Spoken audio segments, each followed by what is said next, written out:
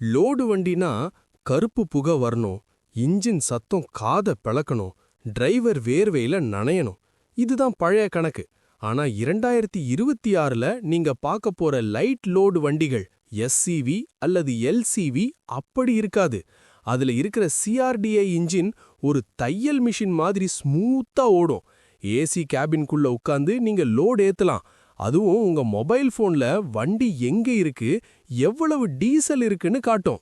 நான் உங்கள் BCS tech. இன்னைக்கு 2026இன் டாப் 3 லோடு வண்டிகளையும் அதோட அட்வான்ஸ் ரகசியங்களையும் தெரிஞ்சுக்கலாம் வாங்க. 2026ல 3 வண்டிகள் தான் சந்தைய ஆளப்போகுது. 1. டாடா ஏஸ் கோல்ட் சிஆர்டிஐ, இந்தியாவோட குட்டி யானை, இப்போ இன்னும் புத்திசாலியா மாறியிருக்கு. 2. அசோக் லேலண்ட் தோஸ்த் பிளஸ், அதிக லோடு ஏத்துறதுக்கு இதுதான் ராஜா. 3. மஹிந்திரா சூப்ரோ ப்ராஃபிட் ட்ரக், மைலேஜ்ல மிரட்ட போகுது. இந்த வண்டிகள்ல இருக்கிறது வெறும் இன்ஜின் இல்ல, 2026க்கு ஏத்த ஸ்மார்ட் சிஸ்டம். இதுல எது பெஸ்ட், ஏன், ஒவ்வொன்னா பாப்போம். 2026 வண்டிகள்ல அப்படி என்னதான் அட்வான்ஸ் ஃபீச்சர்ஸ் இருக்கு? முதல்ல டெலிமேட்டிக்ஸ்.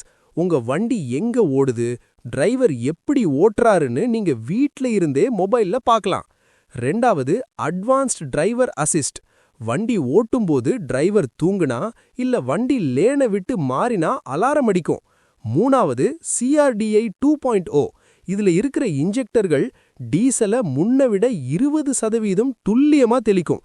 இதனால லோடு அதிகமா இருந்தாலும் மைலேஜ் குறையாது. ஏன் 2026லயும் சிஆர்டிஐ தான் பெஸ்ட்? ஏன்னா டார்க். லோடு வண்டிக்கு வேகம் முக்கியமில்ல, இழுவை சக்தி தான் முக்கியம். பெட்ரோல் வண்டி லோடு ஏத்திட்டு மேட்ல ஏற கஷ்டப்படும். ஆனா சிஆர்டிஐ டீசல் வண்டி அசால்ட்டா ஏறும். அது மட்டும் இல்ல, லாங் ட்ரிப் போறவங்களுக்கு டீசல் தான் இன்னிக்கும் லாபம். 2026ல வர்ற வண்டிகள்ல மெயின்டெனன்ஸ் செலவும் ரொம்ப குறைவு. வண்டி வாங்குறதுங்கிறது ஒரு குடும்பத்தோட கனவு. 2026ல நீங்க வாங்க போற வண்டி உங்க உழைப்ப மட்டும் இல்ல, உங்க நேரத்தையும் மிச்சப்படுத்தும்.